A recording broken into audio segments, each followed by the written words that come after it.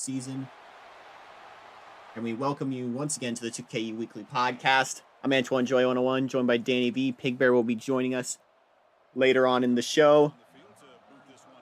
How are you doing, Danny? I'm doing pretty good. We have some FCS playoff action on right now between MEAC and SWAC teams. Both runners-up, the MEAC and SWAC champions, are playing in the Celebration Bowl coming up in a few weeks here. I'm sure we get an outside, right? Yeah. Our first bowl game set to go. That's going to be Jackson State and Hampton taking on each other in Atlanta. Jackson State played in the Celebration Bowl last season. It's going to be Hampton's first trip in a while. They've only been to the Celebration Bowl twice. We're going to get started with our top stories of the week so far. Starting off, number two team in the country in Michigan, demolishing rival Ohio State and Columbus, setting up their second straight undefeated regular season. LSU clinching the SEC with their win in the Golden Boot. South Carolina dominating Clemson and Death Valley. An unbelievable set of circumstances coming out of the MAC of all places. And if we're talking unbelievable circumstances, we had an all-time scandal to end all scandals in Tallahassee, as four fans are arrested and nine players ended up suspended, plus the head coach, at a brawl at Doak Campbell. We're going to get things started, though, with our 3 games of the week, starting with the game. Top 10 matchup, Michigan-Ohio State. Should Ohio State have won, they would have punched their ticket to the championship game and set up a matchup against Michigan. They did not do that. Michigan crushed the Buckeyes 36-14 on the road in the snow. And that was a big statement for the Wolverines. And we'll circle back to the other side of the Big Ten later. Danny? Yeah, it was a great matchup. This rivalry is, of course, always going to bring up some great memories, but this one was a close one in the snow. Closer than the score would say, at least. A winner-take-all game in the SEC West. 11-1 LSU controlled the game all day as they beat Arkansas, who is number 19 in the country, 27-13 at Death Valley in order to punch their ticket to the SEC championship for the 3rd time in 5 years and the first time since 2022. Danny? Yeah, that was a big statement from LSU, especially after they lost to Ole Miss a few weeks ago. It was a great, definite statement by LSU to show that, hey, we're still number 1 in this division. We're going to be there, and we're going to compete in Atlanta now. All right. How about getting derailed? Clemson, this was supposed to be their coronation en route to their first undefeated season since 2010. First undefeated regular season since 2010. But South Carolina had other plans. 42-24 in a winner-take-all Palmetto Bowl. They were cruising all day. And Carolina, the Gamecocks, are going to Charlotte for the first time since 2013. They'll be taking on the Miami Hurricanes. Danny? Urban Dictionary defines Clemson as the act of failing miserably on a grand athletic stage or when the stakes are high. Record-setting failure, usually reserved for college football. There was an epic example of Clemson when Clemson hosted South Carolina here, and the highly anticipated game, Clemson was ranked number 1 in the nation, while South Carolina was just ranked number 23. You would have think that Clemson would have dominated, but unfortunately, South Carolina dominated and beat the Tigers down, winning the Palmetto Championship. This is one of those upsets that you only imagine happening, where the underdog not only goes into their house and wins, but absolutely demolishes them. Clemson started coming back late, but it was far too late at that point. And Carolina will be going back as they're going to try a 57-yarder here in Tallahassee. We have more games to talk about in Tallahassee, but we're going to start with our games on Friday, Black Friday. Definitely a black eye for the Texas Longhorns. They needed this win to stay in pace in the Big 12 race. They did not get it. 50-45, Texas A&M steals it away from the Longhorns. The Aggies won against Texas last season, and with the rivalry going back to College Station next year, we might have a three-peat for the Aggies. Danny? Yeah, this was an exciting matchup right here. A great rivalry game, of course. Texas was making a bit of a comeback at the end, but unfortunately they weren't able to outtake Texas A&M, and therefore it's now a horns down for the Lone Star State. And we'll have more details later on the Big 12 race. We're going to run through the rest of the Friday games very quickly. A close, exciting showdown. Nebraska beating Iowa 41-40, preventing the Hawkeyes from keeping the Hawkeyes out of bowl contention and punching the Cornhuskers further. One of their best seasons in recent memory.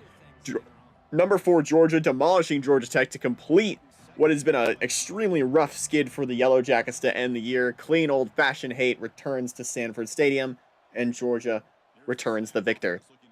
Meanwhile, we'll end our talk about Friday with the WAC as North Texas beats Pacific 20-10, not only to clinch their spot in the championship game, not only to match up against Pacific, but they steal the number 1 spot and home field advantage from Pacific. So we'll see these two teams match up again to end the year. We'll talk about that at the end of the show. They'll be playing in San Diego. We'll have a good one there. Whoa. To Saturday. You got to think Alabama was unmotivated after they lost the East Division to Georgia a few weeks ago. We saw them get upset by Kentucky, and the slope just keeps going for the Crimson Tide as they lose another game, this one, to the Auburn Tigers, their arch rivals in Bryant-Denny, 38-31. Auburn steals the Iron Bowl.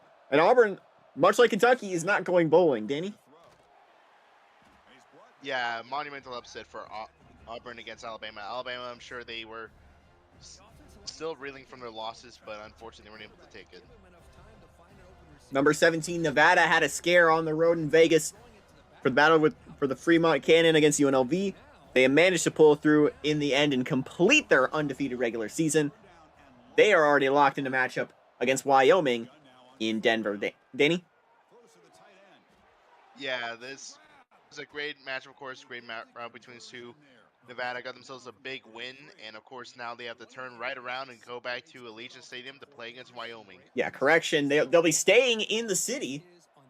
They'll be taking on Wyoming. Maybe that is in their favor. Not only are they staying in their home state, they're staying in the city they just played in. Now we go to Bedlam. Oklahoma taking care of business against Oklahoma State, who have been reeling this season. A very rough year for the Cowboys. But a great year for the Sooners, as at 10-2, Oklahoma is going to the Big 12 championship game. That sets up another matchup to end the year in a rematch against Iowa State. Danny? Yeah, Bedlam is, of course, always one of the traditional rivalries we all love seeing. And unfortunately for Oklahoma State, it's not their year. And who knows, they might be looking at some coaching changes possibly, considering their head coach has been in the game for a while and seems like he might be losing his edge. Might be time to start doing some cutting. I'm sure some other programs will be doing similar thoughts like Virginia Tech. Virginia Tech. You got to think. Possibly. There's a lot to think about with that sort of thing. Vatech won a natty with their guy in 2020. Oklahoma State was number 1 in the country for damn near 2 years straight. Both teams aren't even going to a bowl game this year. Yeah, but neither team's going bowling. That's going to be a big sticking point. Meanwhile, to the Paul Bunyan's axe, Wisconsin takes it away from Minnesota 23-20 in order to finish a 10-win season, the first since 2023, and to confirm their matchup against Michigan, a rematch in Indianapolis for the Big Ten championship. Danny? Yeah, this game was really close, and unfortunately Minnesota's not going to a bowl game, but they definitely could have. If you saw many of their games, it was super close. Michigan was close, Wisconsin was close. They even kept it close with other major teams in the Big Ten, so they definitely could have made it to a bowl game, but unfortunately some things didn't bounce their way. You hate to see it. There's only so many spots, and there will be some cuts, as we'll talk about later. Things got ugly in Tallahassee in the Sunshine Showdown. It's a bit of a tongue twister there. Florida heading to Joe Campbell to take on Florida State, who had big expectations this season. They were not met. Florida State will be missing the Bulls. But even worse than that, insult to injury, they lose to Florida 67-23, and they were running up the score. It got ugly. You had You had a fan getting on the field, Florida State players getting at it. There was a full-on brawl, the likes we have not seen in the 2KU before. As I mentioned in the headlines, 4 fans, all of Florida State, were arrested. 9 players on FSU's roster faced suspension, as well as the head coach, all of whom were removed mid-game in this one. There's got to be something going on even further behind the scenes at FSU, and no love lost between these two rivals. Danny? Uh-oh. Yeah. Whoa, big run. Finally someone making things happen in Tallahassee. Touchdown, Florida A&M. Yeah, this rivalry is, of course, always a bit of an ugly showing. I know it from experience as being part of the state, so I've seen both sides win and been ugly against each other. So definitely it was a bit tough to see Florida State losing in this fashion, and especially with all the problems they're having with their firing head coach and all the problems off the field, and including with the transfer portal with the roster. Got very ugly very fast. With the nature of this rivalry, do you think it was still wise for Florida to have run up the score as much as they did? If you're a Florida fan, you would of course say yes, but as a general college football fan, you would of course say no, because yes, you did run up the score, yes, you beat your rival, but in this fashion, it was very ugly, and at that point, you just gotta think, all right, maybe that's enough. This matchup's definitely going to be fresh on the mind in the Seminole camp moving forward. Watch that matchup in Gainesville next year. That might be must-watch television no matter how good these teams are. Meanwhile, we'll stay in the state of Florida for the other side of the Florida Cup as the Miami Hurricanes, get a 34-30 win to end the season against ACC opponent, Dave Show University Truckers. The final score 34-30 once again. Miami finishes the season 10-2. They had a bit of a skid there. They lost 2 games, both of which were out of conference. Their first loss was early in the year. Their second loss was to Notre Dame. But they clean up their act and look to be favorites entering the ACC championship game. Danny? Yeah, ironically enough, both those losses were in the state of Indiana, which is even crazier to think about. But yeah, it was, of course, a big-time matchup, and, of course, Dave Show back again to the one-score games. We missed them. No, they're not other usual. Thankfully, Miami does not play in the Big Ten. Otherwise, next week would be a nightmare. Let's talk about some FCS playoffs, which you're watching right now.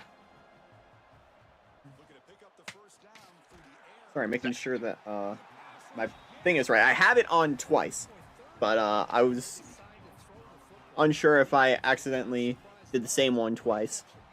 But FCS playoffs begin. We're watching some right now. The preliminary first round, there are 4 matchups that already happened over the weekend. Charleston Southern beating Merrimack 50-13. Morehead State beating Pig Bears Blue Ridge 31-3. Marist beating Valparaiso 43-27, and North Carolina A&T beating Samford 24-19. So that leaves our second round, which we're watching the matchup in right now. We'll get the rest as the week progresses. Starting things out Saturday, December 6th, we have a number 1 team in the country in Montana State taking on Charleston Southern. Also in that bracket, number 18, big run there, number 18 New Hampshire and number 20 Grambling State, another SWAC team. Number 9 Bryant taking on Lehigh, and number 11 Eastern Illinois and San Diego facing off on the other side of that tree. Reigning national champions, number 4 Ferris State. They've been keeping the FCS going strong. They'll be taking on Morehead State. Number 15, Gardner-Webb, taking on one of the feel-good stories of this year, St. Francis of Pennsylvania, who's number 21 in the country. Number 5, Montana, takes on Tennessee Tech, and the winner of that game gets the winner of the game you're watching now between number 14, Florida A&M, and number 23, Alabama State. To the other side of the bracket, number 2, Stony Brook. They've been playing as well as anyone. They only have 1 loss, and that was to South Carolina. They'll get Marist on their bracket coming up, fellow New York area team. Winner of that game gets the winner of number 17 Central Connecticut and number 19 Weber State. Also on the other branch nearby, number 8 Maine taking on 2KU Darlings US International. Meanwhile, number 12 Northern Arizona and number 25 East Tennessee square off, take on the winner of that game. Number 3 Albany, always the bridesmaid, never the bride in our 2KU FCS. They have made it to the Final Four 3 of the past 4 seasons, but they've still yet to win a 2KU FCS National Championship. They'll play North Carolina A&T for the right to move on. Winner gets the winner of number 16 Murray State, number 22 Towson. Number 6 Monmouth takes on Fort Lauderdale, Danny's own. And number 13 Campbell takes on number 24 Case Western Reserve, our only independent, making it this far. As we have now approached the end of the first quarter in this one, 10-3 Florida A&M. Looking at the bracket here, Danny, who do you have as your Final Four in the FCS playoffs, and who's your national champion? My Final Four, I will have. I'm going to be in Montana State. I'll take Ferris State. I'll take Maine. And I'll take. As much as I want for Lauderdale, I think it's going to be Monmouth that's going to go all the way to the Final Four. Touchdown Florida A&M. My Final Four, I like Montana State making it into the Final Four. Right now, I like their matchup against Montana. I think Montana State Montana will play for a spot in the championship game. Stony Brook has just been fantastic this year. I think they make it to the championship. And out of the rest of this field, in that final bracket, I do like Monmouth. I think it's going to be Stony Brook, Monmouth, Montana State, Montana. Give me Montana State and Monmouth playing for the national championship game. Danny? Ooh, that's a pretty good matchup. For me, I'm going to pick Maine against Montana State. I kind of like this matchup. All right. We're going to hand it off one more time for Danny to wrap up our bowling alley. We're in the final frame. Danny, who's making it to the dance? Yeah, so welcome to the bowling alley. We have a lot of teams who came in and a lot of teams who got eliminated, unfortunately, over the weekend. Starting off, the ACC added in quite several teams. Adding to the roster, they added Virginia, who beat Virginia Tech this weekend, which means the Hokies are eliminated. But then they finished the season with Clemson, Miami, North Carolina, Georgia Tech, Maryland, South Carolina, Dave Show, Boston College, Duke, and Virginia. Coming out of the American, it kept all 4: UMass, Delaware, UGF, and Colgate. The Big East added in 2 new teams with Pitt and UConn. So which means its final total includes Rutgers, Louisville, Temple, West Virginia, UCF, Cincinnati, Georgetown, USF, Pitt, and UConn. The Big Ten added in 2 new schools. It added in Penn State, and for the first time as a Big Ten member, Chicago. It's first time as a Big Ten member, second time as an FBS member. They made it in 2023 as a Missouri Valley team. So impressive job by those guys, which means the Big Ten ended it with Purdue, Michigan, Wisconsin, Illinois, Michigan State, Ohio State, Penn State, and Chicago. The Big 12, no new teams came in, so it just ended it with Iowa State, Texas, Oklahoma, Texas Tech, Kansas, SMU, Nebraska, and Texas A&M. Out of the Conference USA, they only added 1 new team, Stephen F. Austin, which means their final roster included Texas State, UAB, Marshall, Southern Miss, UTSA, Western Kentucky, and Stephen F. Austin. The Ivy League keeps its 3 of Harvard, Columbia, and Princeton. The MAC, no new teams came in, so their final total includes Western Michigan, Miami of Ohio, Central Michigan, Northern Illinois, Johns Hopkins, Bowling Green, Ohio, and Ball State. Similar things with Missouri Valley, same teams remain. Southern Illinois, Drake, Missouri State, Youngstown State, South Dakota State, North Dakota State, Indiana State, and Illinois State. No new team for the Mountain West, so it ends with Nevada, Colin Payton, New Mexico State, UNLV, Wyoming, and Hawaii. The Pac-12 ends the same with USC, Washington, Oregon, Arizona State, Boise State, Cal, Stanford, Oregon State, Fresno State, and Utah. The SEC has 2 new teams going bowling. Rice and Vanderbilt have joined the bowling alley, so there's LSU, Alabama, Georgia, Arkansas, Ole Miss, Mississippi State, Tennessee, Florida, Rice, and Vanderbilt. Out of the SoCon, it adds 2 new teams, Washington Lee and the Citadel. The following roster includes William & Mary, Richmond, Furman, Western Carolina, Washington Lee, and the Citadel. The Southland adds 2 new teams, Texas Arlington and Incarnate Word. Their final roster includes Northwestern State, McNeese, Nichols, Lamar, Texas Arlington, and Incarnate Word. No new team from the Sun Belt, so their roster includes Florida A&M, Appalachian State, South Alabama, Arkansas State, Georgia Southern, ULM, and Louisiana Lafayette. Only 1 team from the Wildcats add, which is Hardin-Simmons. So their final roster includes Tarleton, North Texas, Pacific, West Texas A&M, Louisiana Tech, and Hardin-Simmons. And from the Independents, 1 new team gets added, Sacramento State. So their final roster includes Navy and Sacramento State. For the teams that have been eliminated, well, Everybody else. See, there's NC State, Wake Forest. Yep, literally everyone else. We had some good matchups at the end that determined a spot. VMI, Washington Lee, UC Davis, Sacramento State, among others. Good way to end our season. We have our standings. Everybody's clinched a conference championship spot. But before we talk about that, we got a top 25 to talk about. And the entire top 10 is going to be busy this week, as all of them have conference championship game matchups. Starting with your new number 1, same as the old number 1, it's Michigan. Back at number 1.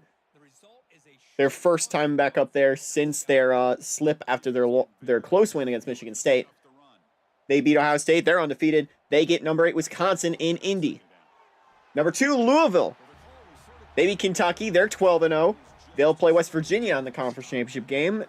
Georgia beat Georgia Tech. They're 11-1, highest ranked 1-loss team. They'll take on LSU next week. Oregon and Washington 4-5. They'll have a date against each other, both 11-1. LSU at number 6. Already talked about them. Iowa State, highest ranking in school history, as they are now into the top 10 at number 7. Number 8 is Wisconsin. Number 9, you want to talk about highest rankings? Texas State is into the top 10 after their win against UTSA. And we'll wrap number 10 with Miami. They'll be taking on... Actually, I'll save the matchups for later, because we're going to talk about all the conference championship matchups. First teams without it, we see at number 11 and 12, Texas Tech and Alabama sitting outside the top 10. Number 13, Nevada. Out of the Mountain West, number 14 is Clemson, falling 13 spots from last week. Our biggest faller of the lot. And also a big fall for a team who's still 11-1. Oklahoma is a team I'm surprised didn't jump that much after their win against Oklahoma State. They are in the championship game. Number 16, West Virginia out of the Big East. Number 17, South Carolina made a big jump up the rankings after their win against Clemson. At number 18, Ohio State, after taking on Michigan, they lost. They fell back to number 18. Number 19, Ole Miss got a win against Mississippi State to finish the year 9-3. Dropping after their loss. Now number 20 is Texas. Number 21, you have Stanford getting a win over Notre Dame. They finished the season pretty well. I believe they're 10-2. Correct me if I'm wrong. Actually, I have it seen. They are 10-2. For what we thought was going to be a very down year, they did pretty well. Though they are off this week. USC lost to rival UCLA, so they dropped all the way back to 22. At number 23 of North Texas, who with their win over Pacific locked themselves into a WAC championship game. In their first ranking, number 24, Texas A&M, back into the rankings with the win over Texas. And Arkansas, after beating LSU, fell back to number 25. I believe the one team that fell out of the rankings was Temple, who lost to Villanova to end the year. and they fell like a rock. Another team, exactly. Are you cut off? There was another team that did fall off. Yeah, there was another team that did fall off. You did. I can't. Where even though they won, won big. Even though they won and won big, they were kicked out of the top 25. Was it UCF? Yes. Well, UCF is out of the top By 25 as well. Central Florida. They did receive votes along with Wyoming, Nebraska, Marshall, Richmond, Arizona State, Columbia, Michigan State, Southern Illinois, FAU, Boise State, Fresno State, South Alabama, Georgia Tech, Oregon State, UAB, Utah, Tennessee, Maryland, Temple, Northwestern State, Cincinnati, and Tarleton State. All receiving votes. I know there are going to be sticking points that you have with the rankings, namely with UCF, among others, but one thing I'm still confused at is how Oklahoma isn't higher. A 10-win conference team, or a 10-win power conference team who's behind Alabama, who's been slipping like a rock lately. And this is a team who will be playing next week. Alabama's sitting at home. I'm not sure why Oklahoma isn't ranked higher. Danny? Yeah, I'm not sure why either. I think it's mostly because some voters decided to not have some teams in the top 25. Some votes are not here. But we do know that if they do manage to beat Iowa State, they're going to skyrocket. They're going to get up there sooner rather than later. Certainly. And you still have some one-loss teams who... Surprising that Arkansas still 25. You still have some one-loss teams who are probably BCS bound, but are not going to be playing this week. Look at Texas Tech. Look at Clemson. I think Texas Tech's 10-2, but you have some 10-win teams who will be sitting out, but might have BCS bowls in their future. Stanford is an outlier as well. They might be looking at it. A team like Stanford's hoping that Texas State and Nevada lose in order to try and slip into an extra spot. But let's talk about those spots coming up. It's time to talk about championship week. We're going to start on Friday. To help draw. If you want to help draw the show, I could also talk about some of the international games lined up for next season. Oh, we do have some international games. Talk about it, Danny. Yeah, so a little preview for next season, and based on also real life, we have a couple of international games that have been been set. Of course, we have our traditional game in Dublin. Who is going to be the lucky ones playing out in Dublin? We'll get ready for some Ivy, because the Ivy League is going to Dublin. It's the battle between the Green, the Dartmouth Green, against Columbia in Dublin. New to college football is a game in Brazil. Who is going to be sent to Brazil? Well, why would we see the Angry Seminoles playing against the Demon Deacons of Wake Forest? Oh boy. We also have a game in Germany. This one might be kind of a snooze fest, but Michigan plays against Western Michigan. A little interstate matchup, wanting to get some broader appeal, especially with some of the German population up in the Midwest. Got a lot of German population around here. I don't think as much as Polish in my area, but we got a lot of Polish people here. And for London, this matchup hasn't been set yet, but it's looking like the Royal Navy will be playing against the Monarchs of Old Dominion. Navy Old Dominion. All right. I'm excited for that Brazil matchup. How about this play? Whoa. Big play. Touchdown, FAMU. He gone. That matchup isn't confirmed yet, but it should be set soon. I know there's some talking about the Big 12 wanting to get in, which might be a little bit some off-stream stuff. Maybe. From there, we're going to move now to our championship game starting on December 5th, Friday night. We have a matchup. Marshall, who finished 10-2 with a 7-1 record, their best season, I would say, since their national championship date back in 2002. They're taking on undefeated Texas State, who was kind of in the position Marshall was in that year. Texas State's 12-0 and 8-0 in conference. Game is at Protective Stadium in Birmingham. Remember last season, You had a team from Texas run the table and get upset in overtime by a team from the other division. That was Southern Miss over Rice.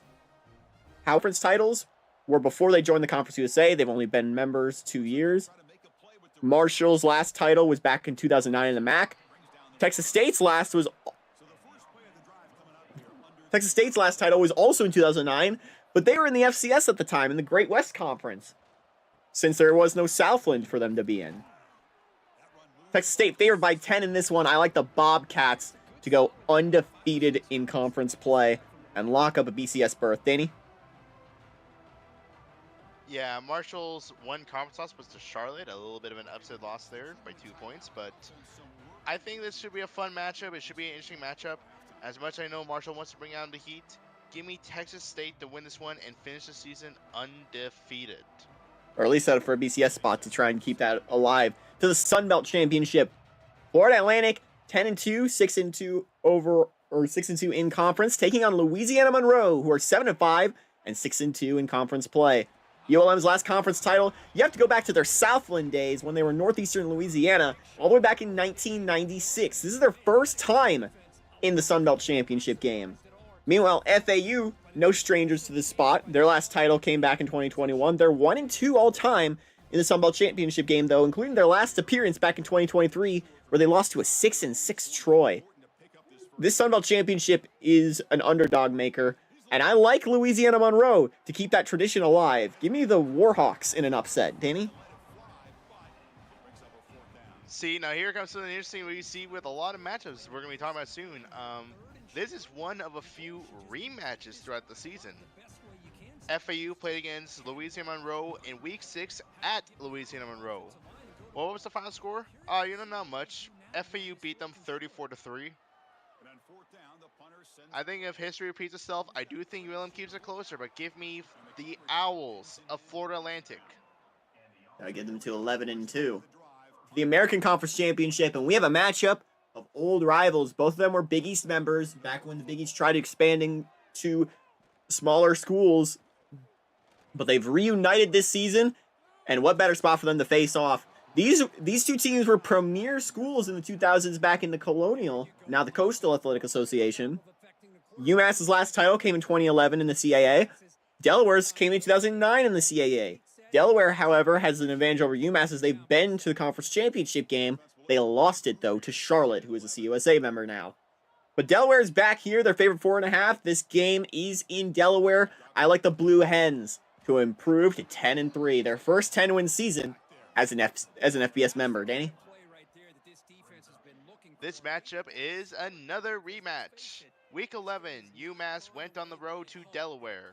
The final score, Delaware won 37-36 in overtime. A fun little matchup right here, a crazy one at best. But who wins one? I think Delaware wins this one again. To the Southland Conference Championship game we go. The final game for both of these teams in this conference. I don't know if we've talked about it much, but I think we mentioned it once on a game stream, but both these teams are going to the Missouri Valley next season as affiliate members. Northwestern State and Lamar. Northwestern State having only their second 10-win season in program history. Their last conference title is never. They've never won the Southland Championship. They have only made it to the conference championship once. They lost it in 2018. Meanwhile, Lamar, their last title was back in 2008. They're seeking their fourth and final title in the Southland. However, even with their experience, Northwestern State are the favorites in this one. They're 10-2, 7-1. Lamar's 8-4, as well as 7-1 in conference. And I like this Northwestern State squad. I think they're going to win this game, get their best record in program history, and send the Southland Conference off at the FBS level in style. Danny? Yep, future Missouri Valley matchup. I know it's been confirmed that the Missouri Valley Commissioner is actually going to the game, considering it doesn't conflict with the Missouri Valley. The WAC Commissioner went to the Southland title last year for for Tarleton, West Texas. So he wants to check out his future schools, and this is also a rematch. This game was in Week 9, where Lamar went to Northwestern State, and what happened? Lamar won 36-27. That was Northwestern I'm State's only really, conference loss. yep, and I'm thinking Northwestern State gets revenge. Give me the Demons to win this one, and the sun will set over the Southland Conference. The game is in, let me see if I can pronounce this right. Natchitoches, Louisiana. That's a real tongue twister right there. To the Mountain West Championship, that'll end our Friday night. Undefeated Nevada, 12-0, 8-0 in conference, number 13 in the country. But the team they're playing is no slouch. Big tackle there. 10-2, 7-1 Wyoming. Wyoming's last conference title was back in 2000, only the second year of the Mountain West existence. Nevada's last conference title, you have to go back to their WAC days in 2017. This is their first time in the conference title game. Wyoming has appeared twice in the title game era. They have lost both times, most recently in 2022 to now Pac-12 member Boise State. Nevada favored by 9.5. I already mentioned that I like the setup for Nevada. Not only did they win in Vegas a few weeks ago, or a few days ago, they'll be staying here in their home state, in the stadium they just won in, to take on Wyoming, a team they've played earlier this year. I like Nevada in this game. Danny? Yeah, this is going to be a great matchup. The only common opponent they do have is New Mexico State, where Wyoming actually lost to them. That was their only conference loss. The only other loss they had was against Texas Tech, which is now looking like a pretty good game, considering for both these teams. Yeah. But I'm going to pick Nevada to win this one good. They've been playing offensively amazingly. They've competed well. They competed strong. This is in their home state. Shouldn't be too bad for Nevada fans to travel. And I think they would be hoping to lock themselves into a possible spot, maybe the Fiesta Bowl if they're lucky. It's going to be an interesting setup if both Texas State and Nevada win, because they're both undefeated. That would mean we'd have to bounce a 10-win team, probably, a Texas Tech or a Stanford, to make room for them. Or in an even funnier world, we'd have to bounce Miami. And we have to see based on how conference championship games go. We're going to keep going with conference championship games, starting with the Big 12 championship, Oklahoma and Iowa State. Oklahoma 10-2, Iowa State 11-1, their best record in program history. Oklahoma has 29 Big 12 championships, though their last was all the way back in 2013. Iowa State only has 6. Their last came in 2008. Oklahoma has been in the conference championship game for the Big 12, get this, 10 times since it started. They're 5-5 all time. Iowa State has only been here once before. They are 1-0 in a conference title game. That championship in 2008, they beat Oklahoma. This was before it was in Arlington. This is still in Kansas City at the time. They didn't go to Arlington until a few years later. Oklahoma 3.5-point favorites, actually. Probably for pedigree and shorter travel. Oklahoma has a larger fan base down in that area, and just a larger fan base overall. But Iowa State's been a feel-good story this year, so don't be surprised if they keep it close. I am liking the Oklahoma Sooners to pull off the upset, because this championship game favors the underdogs in record. Look at what happened with Oklahoma State against Colorado in 2022, and Oklahoma State against Baylor in 2023, and Oklahoma State against Kansas State in 2024. This championship game, if not benefiting underdogs, is here to make Oklahoma State fans suffer. And what would make them suffer more than watching Oklahoma win a conference championship? Give me the Sooners. Danny? This is another rematch. Week 5, Iowa State went down to Norman, and Iowa State won 14-10. And that matchup, since then, both these teams have gone undefeated. I think this is going to be a fun matchup. And I think maybe this curse of Arlington extends to the entire state of Oklahoma, considering how much they hate that state down there and its traditional matchups.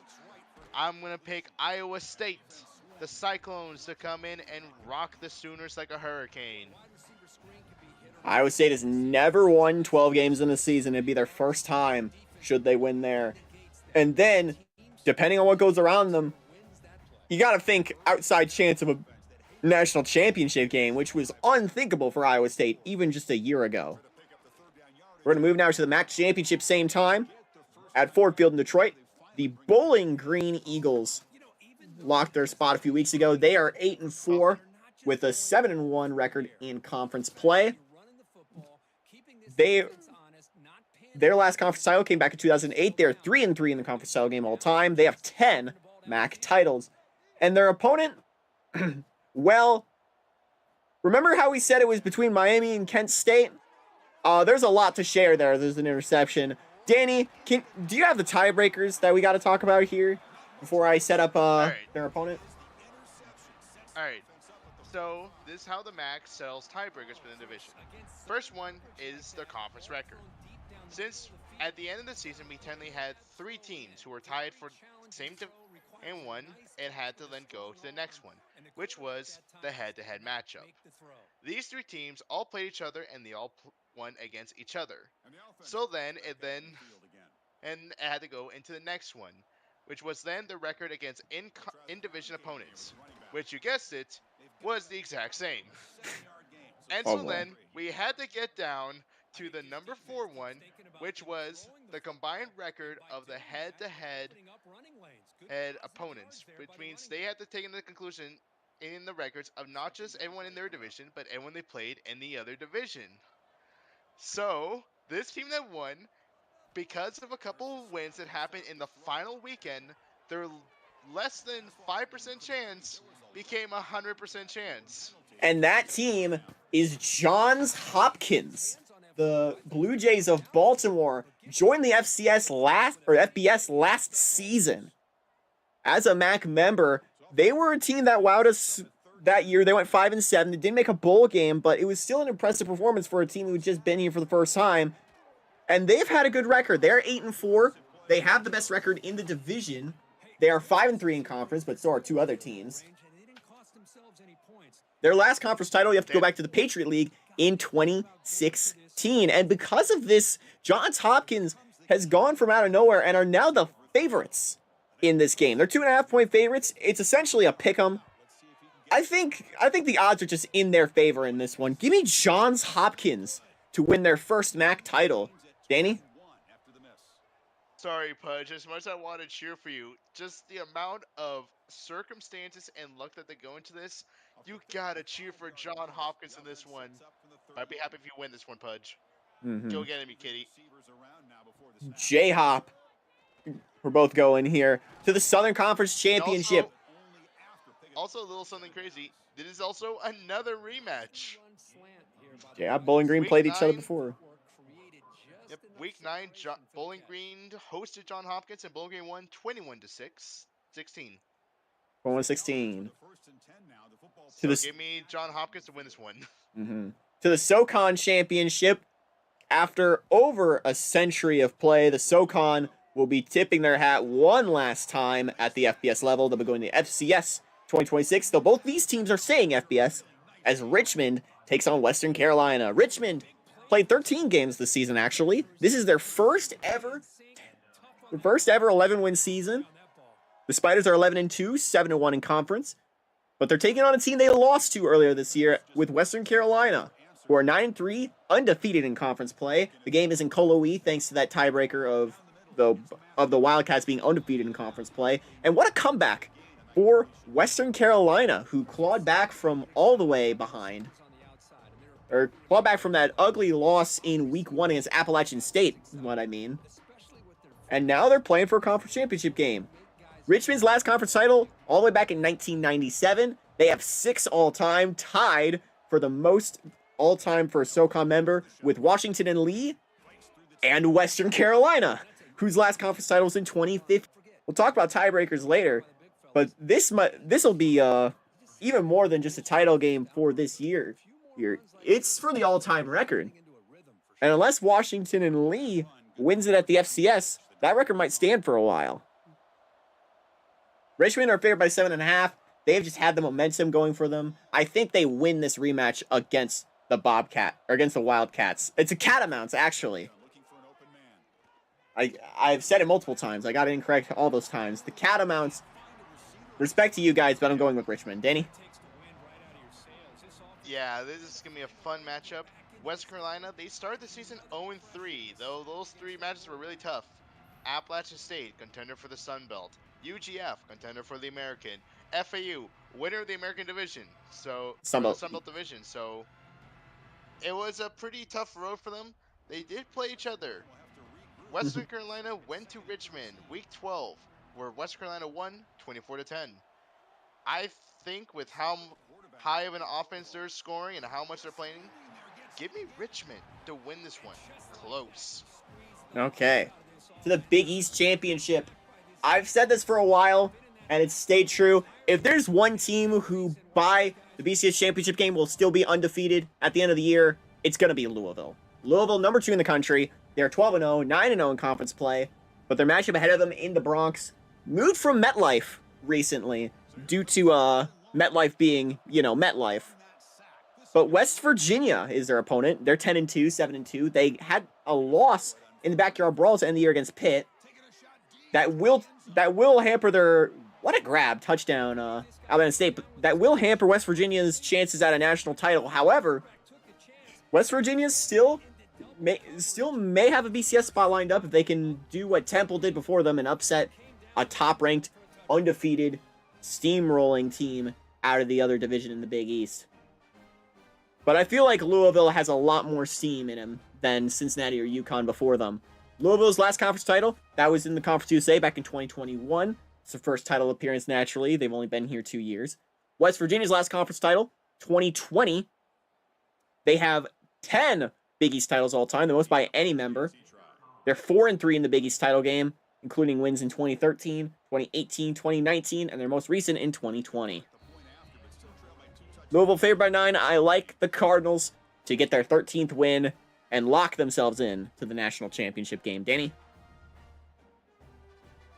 Yeah, so this is going to be a fun matchup. I'm going to pick Louisville to win this one. I think West Virginia may have gotten themselves a bit of a gut punch, especially with that devastating loss to Pitt at the end. So I think with that, them being rattled by the Panthers, I think Louisville comes in and gives them the knockout punch, crown themselves the king of the Big East. And I think this is another rematch, correct me if I'm wrong. This is not. Okay. To the SEC. Yeah, West Virginia's two losses was to Georgetown and Pitt. Some rough losses for sure, but to the SEC championship game in Atlanta. If Georgia's going to a championship in Atlanta, they're naturally going to be a favorite. So favored by 3.5 here. They're 11-1, 8-0 as opposed to LSU, 11-1, 7-1. Both teams in the top 10. Georgia's number 3, LSU's number 6. The Tigers, 12 conference titles. Their last in 2022. They're 5-4 all time in the conference title game.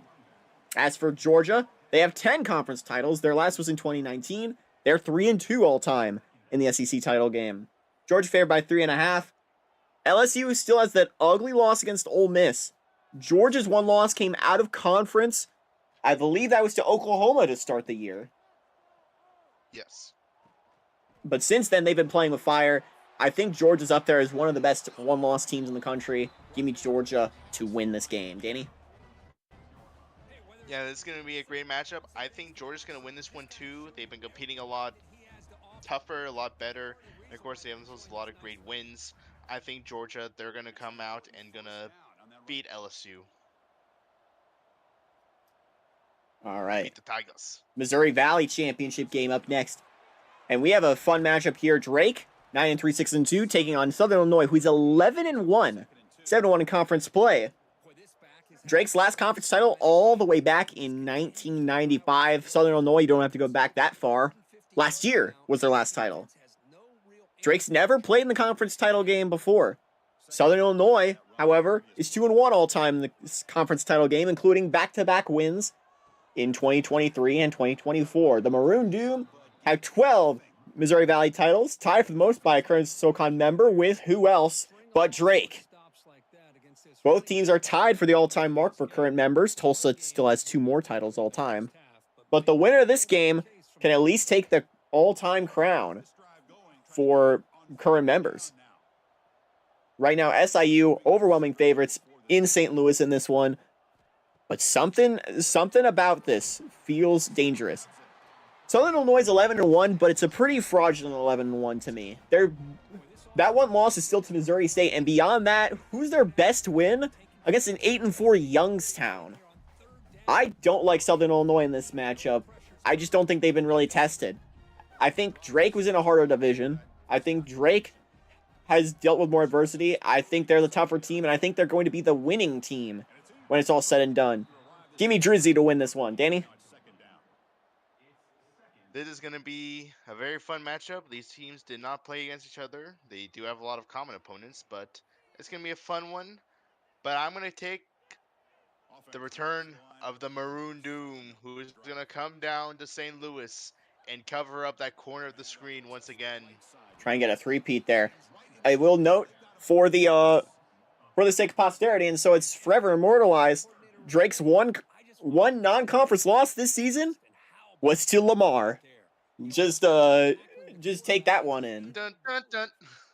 The ACC championship game, and this conference is turned upside down because of this. 10-2 Miami locked in a few weeks ago. Their loss to Notre Dame doesn't really matter much in the grand scheme of things for this conference, or for their race. They finish 10-2 with the win over Dave Show. They're locked in. But their opponent, South Carolina, an incredible turnaround this year. 9-3, 7-1 in conference. Gamecocks are going to Charlotte once again. They have 8 ACC titles. Their last was in 2013. They're 2-0 in the ACC championship game. Wins in 2005 and 2013. Miami, their last conference title, you have to go back to 2002 in the Big East for that. They're 0-3 in the ACC championship game. 2006, 2016, and 2018. They made it to that game, including that 2016 team who had a chance to make it to the national championship. They lost in that one. And that kept them out of a title game spot. Miami just has horrible luck. Meanwhile, South Carolina's got everything going for them. Give me South Carolina in an upset. Miami favored heavy in this one, but I like South Carolina. Danny? Yeah, this one's going to be a fun one. This is another rematch. Earlier in the season, in Week 5, Miami traveled to South Carolina, to Columbia, South Carolina. And Miami won 34-23. I think it's going to be a great match. It's going to be a fun one. But I think I am going to pick Miami to win this one again. It's going to be a fun matchup, and it's going to be a good one for the Hurricanes. It's good to see once again that the two best teams in the conference are playing in this game, and there's definitely no one who had a better record than both of these teams, but due to completely making a fool of themselves in the last week, got kept out of there. Just like real life. To the Pac-12 championship game.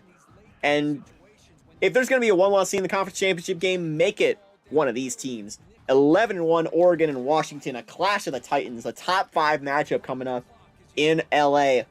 Oregon has 13 conference titles in the Pac-12. They're 6-1 in the conference championship game. Washington, meanwhile, has 17 conference titles. Their last was in 2018. They're 1-1 in the conference title game. They haven't played there that much in recent memory. It's really the old school and the new school in this matchup in two separate ways. Washington has a lot more history than Oregon, but Oregon's been better recently. Oregon has dominated the conference championship game era, getting a bunch of those titles in the 2010s and 2020s. Meanwhile, Washington is on the turnaround recently. This is their first conference championship game appearance since that 2018 game. Oregon are the favorites in this one, but if you remember in Autzen Stadium earlier this year, it was Washington who won the low-scoring match. I'm hoping we get more fireworks in this one than we did in that game, but I'm going to go for the revenge tour. Give me Oregon to win this game. Danny? Yeah, it's going to be an interesting matchup. As you said, it's a rematch in Week 6 on stream. We saw Washington win 13-10 in Autzen. I think it's going to be a repeat. Give me Washington to win this matchup close. Washington will keep their pace going according to Danny. We're going to move on now to the Big Ten championship game. And this has to be a game everyone's circling on their calendars. Wisconsin and Michigan. These two teams played earlier this year. Michigan got the big win in Camp Randall. Number 1 Wolverines are one of 2 undefeated teams in the power conferences. Only Louisville is among them. As for Wisconsin, they're back into the top 10 with the win over Minnesota. They're 10-2, 7-1 overall. Michigan 12-0, 8-0 overall.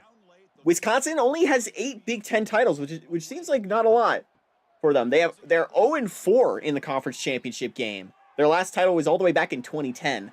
Michigan, on the other hand, has 34 titles.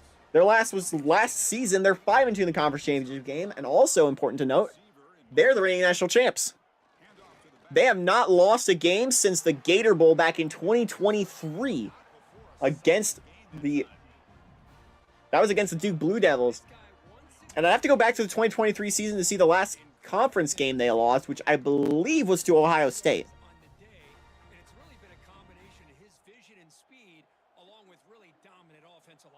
Michigan are sort of the favorites here. They've had a lot of success in Indy. Everything should be lining up for a Michigan coronation here and for them to win this game. So why am I picking Wisconsin to win this game? Because I've mentioned this a bunch of times, and while that Ohio State game did show them at their most efficient, Michigan has played sloppy. We've seen it in games against inferior opponents. Michigan State, Minnesota, they've played poorly against. Michigan's been a wildly inconsistent team, even more so than a team like Clemson has been. Meanwhile, Wisconsin has played into the other side. They're super gritty. They've been able to force themselves into wins that they probably shouldn't have gotten. But they are a never give up type team. I like this Badger squad to get the upset win here. Give me Wisconsin to win it. Danny? This game is a rematch.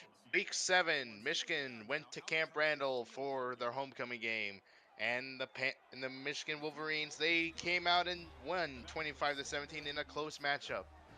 This matchup's gonna be a great one. Wisconsin has been able to do big wins. After all, this season they played against both teams that played in the national championship last season, and I think they got the revenge, making it 2-for-1 on the national championship game teams from last season.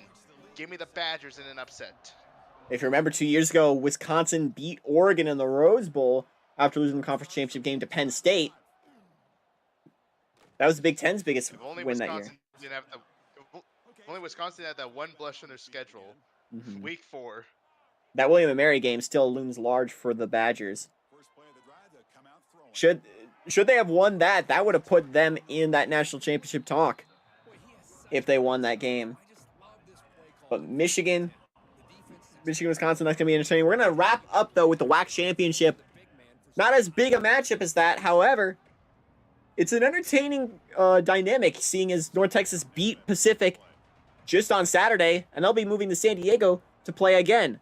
Pacific's last conference title, you go back to 1994. The Big West was still a thing in the FBS at the time. They're 0-1 in the WAC title game. Their only appearance, they lost to Tulsa in the year 2000. North Texas, meanwhile, their last conference title was back in 2022 in the Sun Belt. Shout out to anyone who remembers the NCAA 08 PS2 days. Back in the camcorder era. This is their first WAC title appearance since they joined the conference this year, naturally. North Texas 10-2, 7-1. Pacific 9-3, 7-1. I think North Texas got the win in Denton. That Texas atmosphere was definitely helping them out, but I think Pacific gets it in the rematch. This game is going to be in San Diego. This game is in the Tigers' backyard. I like Pacific to win it. Danny, send us home. Yeah, this game was originally meant to be in Petco, but then they were able to renegotiate and got to move to Snapdragon, which I think is a lot better of a choice. You know, football stadium, definitely better than a baseball stadium for views. Well, tell that to the Big East. It's going to be a fun matchup. Yeah. Well, blame MetLife. MetLife, get a life. I'd rather try playing a football game on a basketball court than at MetLife. True. This is going to be a fun and interesting matchup. I do think this is going to be great. As you said, it's a rematch of literally last week. 20-10. I think Pacific gets a revenge, keeping that loss fresh in their minds. I mean, they still fresh. And give me the Tigers, the Pacific Tigers, to win this one. Okay. And that will do it for week 14. But thank you all so much for watching. We'll have games intermittently throughout the week. We'll see you all on Saturday for our big extravaganza. I don't know how available I'll be on Friday, but at the very least, you'll be able to catch these games on the Antoine Joy 101 Discord server. Thank you all so much for watching, and so long.